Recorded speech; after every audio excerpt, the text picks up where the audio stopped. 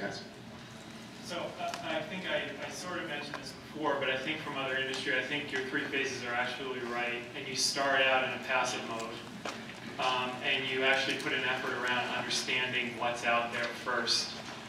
We call it basically the listening mode. And then as you feel comfortable, you then start to get to the next phase, and then potentially get into an active, real active mode where you're actually leading the conversation. But I think that's where you have to ramp. That's where you have to ramp. That's why I said before, considering this as its own separate initiative is important, because you have to put real resources behind this to go out there and start listening. You have to understand what's being said about your particular brand.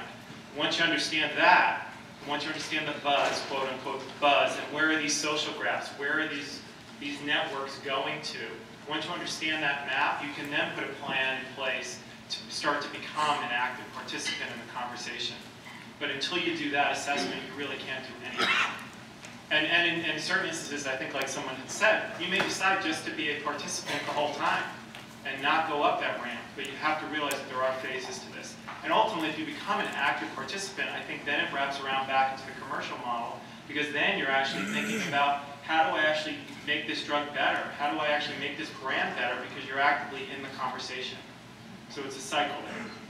I just think it's easier to do it with physicians than consumers, so I couldn't give you a specific consumer example off the top of my head, but you know, there's a site called Swati, which is so cool because you can just basically put in any product or any topic that you want, and it brings you back the actual abstract conversations along with a heat map of whether you're having a good or a bad experience.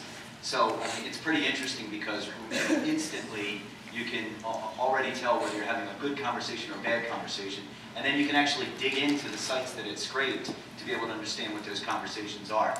Now, you know, in terms of monitoring adverse events and the process you have to go through, yeah, you run that risk, but you can very well tap into those conversations without having to build, you know, focus groups nationwide or even virtual, you know, advisory boards. But I think it's easier to do that with doctors and get into those conversations and leveraging key opinion leaders as third parties to run their own influence networks. Going back to Bob's point of keying in on influencers is critically important. You know, just to go back to the earlier question around process, I think if you're going to lead, you have to demonstrate value. But if you're going to follow, you know, at least do it right.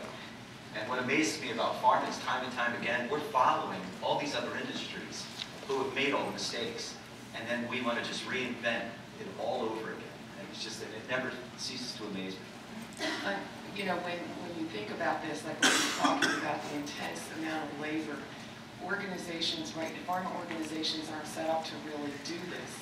And from lessons learned, the way social media entered pharma was really through the public relations groups. And even today, if you go into pharma, the only one who has any real expertise in social media are the PR people, because they've had to do it in different ways over the years. And then they were the only ones who were they were given the task in the beginning to look at it from a buzz, mainly from corporate reputation standpoint.